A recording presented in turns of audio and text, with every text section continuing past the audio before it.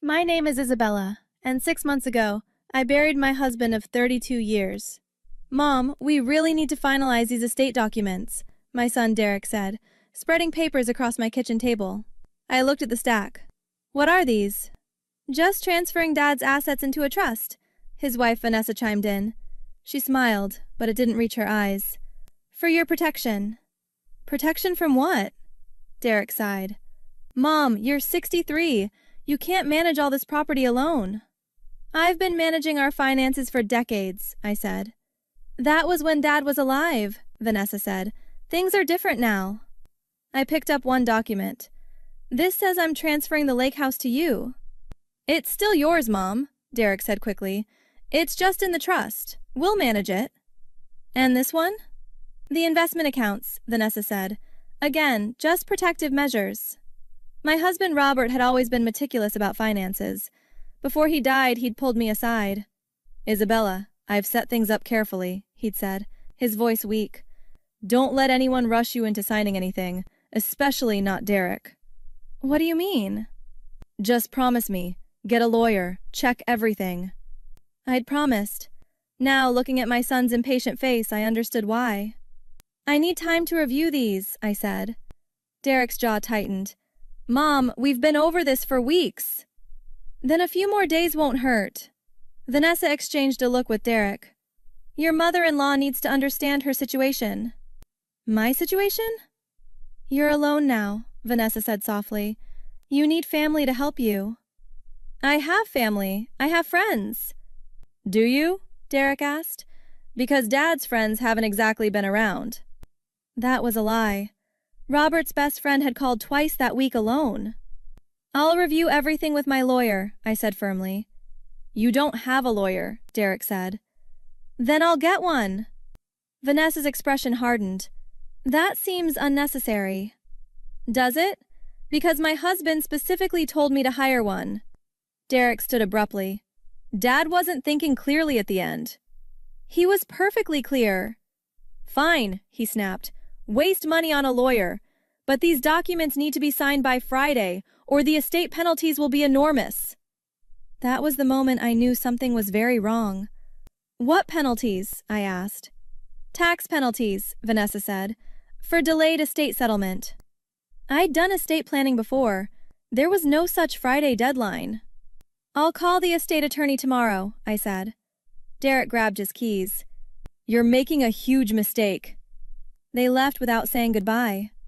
I sat at that table for an hour, looking at documents that would have signed away everything Robert and I had built. Thank God they didn't know about the house in Spain. Robert had purchased it through a separate LLC 2 years ago as a surprise retirement gift. The paperwork was in a safety deposit box they knew nothing about. I pulled out my phone and called Robert's best friend. Tom, it's Isabella. I need help. What's wrong? I think my son is trying to steal my inheritance. Tom arrived within an hour with someone else. This is Elena Martinez, he said. She's an estate attorney, one of the best. Elena shook my hand firmly. Tom told me what's happening. May I see the documents? I spread them across the table. She studied them carefully, her expression darkening. Isabella, these aren't trust documents. What are they? Complete asset transfers. If you'd sign these, you would own nothing. Everything would be in Derek's name. My stomach dropped. Are you certain? Absolutely. Look here, she pointed. This clause gives him full control and ownership. You'd have no access to your own money. Tom leaned forward. What about the Spain house? They don't know about it, I said. Robert bought it separately. Good, Elena said. Don't tell them. We need that as leverage. What should I do? Elena pulled out her phone. First, I'm calling the county recorder's office. Let's see what else they've been filing. She made the call while I sat there numb. I see, Elena said into the phone. When was that filed? Uh-huh. Thank you. She hung up. Isabella, they've already forged your signature on 3 property transfers. What? The lake house, your rental property, and your car title. All transferred to Derek last month. That's not possible. I never signed anything. Exactly. They forged your signature. Tom's face was red with anger. That's fraud. That's criminal. Yes, it is, Elena said. Isabella, I need your permission to fight this. Of course. What do we do? First, we file a police report. Second, we contest every transfer. Third, we set a trap. A trap? Elena smiled grimly. We let them think you're going to sign. We record the entire meeting. We get them to admit what they've done. Will that work? If we do it right. Tom, can you help set this up? Absolutely. Over the next 3 days, we prepared. Elena coached me on what to say.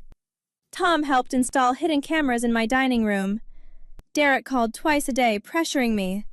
Mom, have you seen a lawyer yet? He asked Wednesday morning. I have an appointment Friday, I lied. Good. Bring the signed documents when you come. Actually, why don't you come here? I want to discuss everything properly. Silence. Then, okay, Friday at 2? Perfect. Thursday, Elena handed me a small recording device. Keep this in your pocket. Record everything.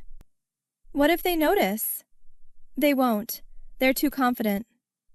Tom squeezed my shoulder. You've got this, Isabella. Robert would be proud. Friday arrived. I was terrified, but I was also angry. Derek and Vanessa arrived exactly at 2. So you're ready to sign? Derek asked, not even greeting me.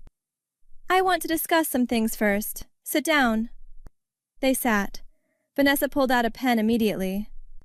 I reviewed the documents with my lawyer, I said carefully. Derek stiffened. And? She had some interesting observations. Like what? Vanessa asked, her voice sharp. Like the fact that these aren't trust documents. They're complete transfers. That's just legal terminology, Derek said quickly. Is it? Because it looks like I'd be signing away everything. Mom, you're misunderstanding. Am I? Then explain this clause here, I pointed. The one that gives you full ownership. Vanessa stood. I think your lawyer is confused. Elena Martinez isn't confused about anything. She's one of the top estate attorneys in the state. Derek's face paled. You hired Elena Martinez? Why does that concern you? It doesn't. It's just expensive. I can afford it. Or I could, until I discovered you've been forging my signature on property transfers. The room went silent. That's ridiculous, Vanessa finally said. Is it? Because the county recorder has 3 documents with my signature that I never signed. Derek stood abruptly. Who told you that? My lawyer, the one you said I didn't need. Mom, there's been a misunderstanding. No misunderstanding. You committed fraud. Multiple counts. Vanessa grabbed her purse. We're leaving. Actually, you're not. I pulled out my phone. Because I've been recording this entire conversation. Derek lunged for my phone. I stepped back. Don't bother. It's already uploaded to the cloud. Elena has copies. So does Tom. So do the police. The police? Derek whispered. Did you really think I wouldn't notice? Did you think I was that stupid? Mom, we can explain. Explain what? How you tried to steal everything your father worked for? How you forged legal documents? How you manipulated a grieving widow? Vanessa's mask finally dropped. You owe us. We've taken care of you. Taken care of me? You visited twice since the funeral, both times with documents to sign. Your father promised Derek the business, Vanessa spat. My father's business was sold 5 years ago. There is no business. Derek slumped into a chair. How did you know? Because unlike you, I actually paid attention to our finances. Robert and I made every decision together. We needed that money, he said quietly. For what? Debts. Investments that went bad. We're bankrupt, Mom. So you decided to bankrupt me too. Vanessa pointed at me. You have more than you need. You're one person. And it's my money, mine and Robert's, not yours. Elena's voice came from the doorway. I think we have everything we need. They spun around. Elena stood there with Tom and 2 police officers. Isabella, excellent work, Elena said. One officer stepped forward. Derek and Vanessa Cooper, you're under arrest for fraud, forgery, and elder abuse. The courtroom was packed 3 weeks later. All rise, the bailiff announced. The Honorable Judge Patricia Richardson presiding.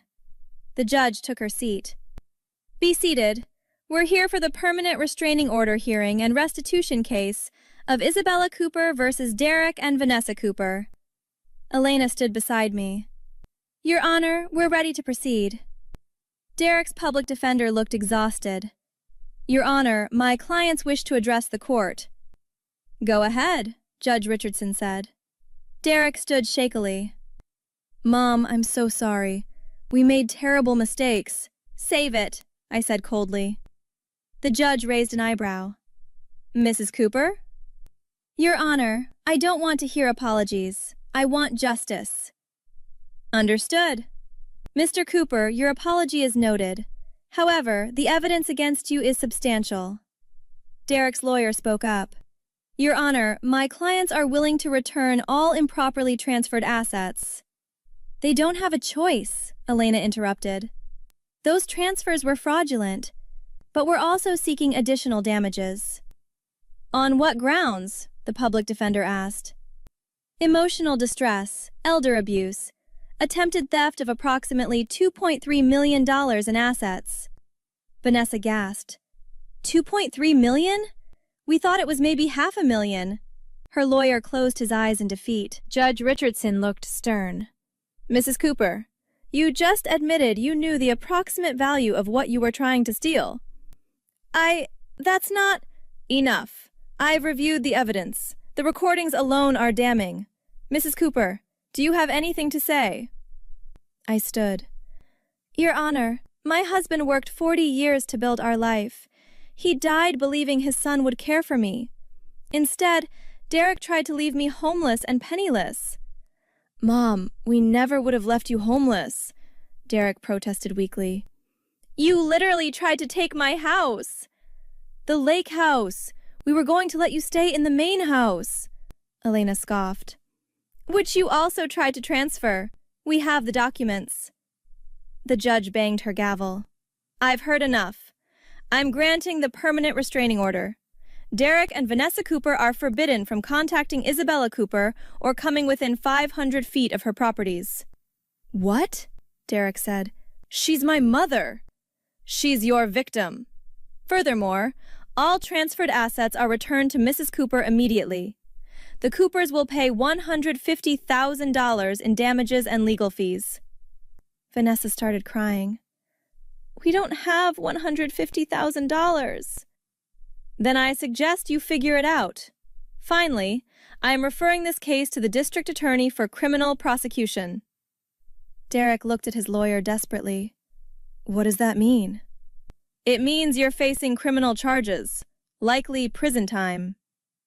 I felt Tom's hand on my shoulder. Judge Richardson continued. Mrs. Cooper, I commend your courage in coming forward.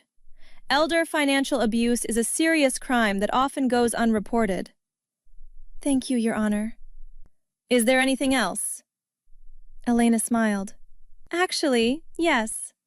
My client has one more piece of information to share with the defendants. Proceed. I turned to Derek. Remember how you thought Dad left $2.3 million? You were wrong. What? The actual estate value is $4.7 million. You didn't know about the house in Spain, the offshore investment account, or the life insurance policy I was the beneficiary of. Vanessa's face went white. $4.7 million?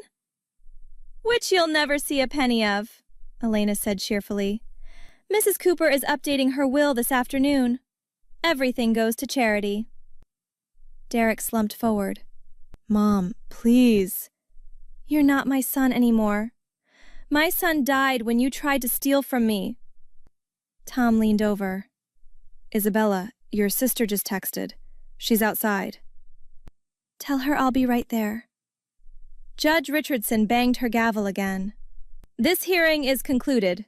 Bailiff, please escort the defendants out. As they were led away, Derek looked back. Mom, I'm sorry. I didn't respond. In the hallway, my sister Maria hugged me tight. I'm so proud of you. I can't believe he did this, I said. Robert warned me Derek was trouble. I should have listened. We all should have. Elena joined us. Isabella, the restraining order is official. They can't contact you ever again. What about the criminal charges?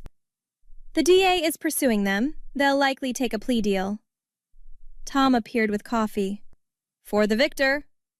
I took it gratefully. Thank you for everything. Robert asked me to watch out for you.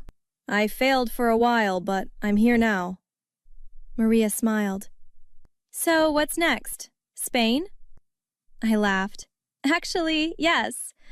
I'm going to live in that house for a few months. Clear my head. Alone? Elena asked. Maybe. Or maybe I'll invite some real family.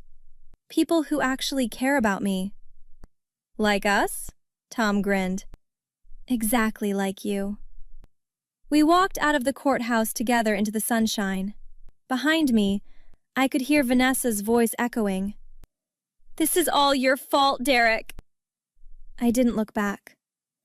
I'd spent 32 years building a life with a man I loved.